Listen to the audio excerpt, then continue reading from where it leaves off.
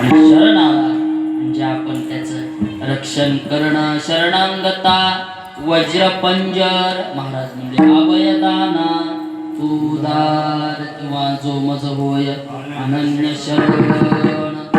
सर्व संतांनी एकमेकांना महाराज शरणांगती बाबतीत भरपूर काही बोलले.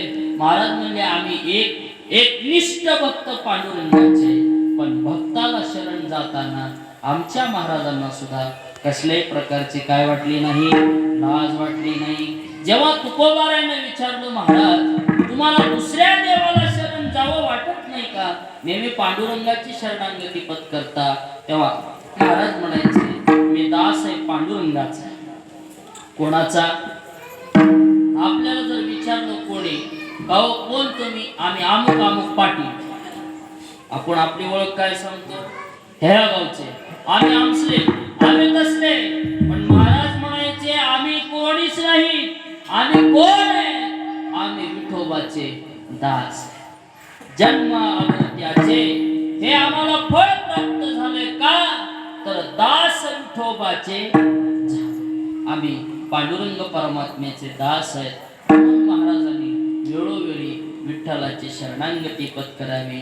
व्यवहारातली माणसं देवाला कमी शरण जातात आणि संसारामध्ये वेगवेगळ्या कारणाने अनेक लोकांना अनेक पद्धतीने शरण जातात.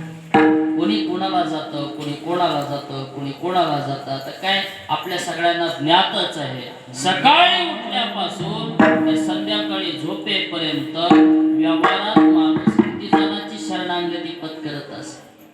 घडू नये गुन्हा घडला आणि गुन्हा घडल्यावर केस दाखल झाली, कोर्टात पोहोचल्यानंतर निकाल मिळवण्याकरता माणसाला कोणाची शरणांगती पत्करावी लागते? काळ्या कपड्यावाले, कोटावाले, वकील साहेब काय लागते तेवढे लागते, पाया पडतो तुमच्या.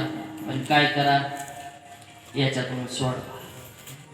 शरीराला आजार झाला आणि आजार झाल्यानंतर डॉक्टरकडे गेल्यानंतर माणूस डॉक्टरला हात जोडतो आणि हात जोडून डॉक्टर साहेबाला म्हणतो डॉक्टर साहेब पाया पडतो, आता माझं जीवन कोणाच्या हातात आहे? तुमच्या हातात आहे. तुम्हाला मी शरण आलोय, मला याच्यातून काय करा, वाचवा. डॉक्टरला शरण. व्यवहारात कर्जबाजारी झालं, कोणाकडून तरी पैसे घ्यायचे झाले की सावकाराला शरण जावंच लागतं. संसार झाला, 2-3 लेकरं बाळ झाले, अचानक बायकोच्या डोक्यात वारं भरलं, सारखे भांडणं लागायचे. कुठं? घरातल्या घरात. आणि घरातल्या घरात भांडणं लागल्यानंतर बिचारी ते बी वैतागली, हे वैतागलं, तडकाफडकी भांडणं लागले.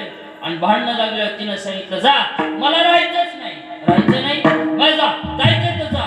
निघाले की महाराज तिनं पिशवी भरली, गेली माहेरला. आणि माहेरला गेल्यानंतर एक बारकं लेकरू होतं 2-2.5 वर्षाचं, जे घरी राहिलं. दिवसभर राहिलं, पण संध्याकाळी 2 वाजता लागलं रडाय. आणि लेकरू काय म्हणू लागलं,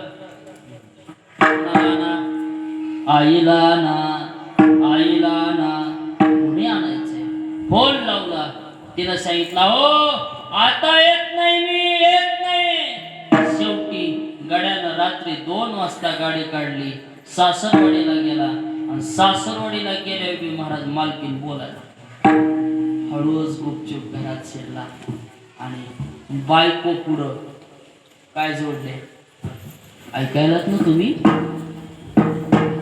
हे मला काय माहित नाही, हे तुमचंच ऐकून बघून सांगायलोय मी. आणखी मी त्या राड्यातला नाही, मारुतीला याच्यात पक्षातला आहे. माणसं खरं खरं सांगा बरं, जरा इमानदारीनं सांगा. मी तर म्हणतो असा माणूसच नाही की त्यानं बायको पुढं हात जोडले.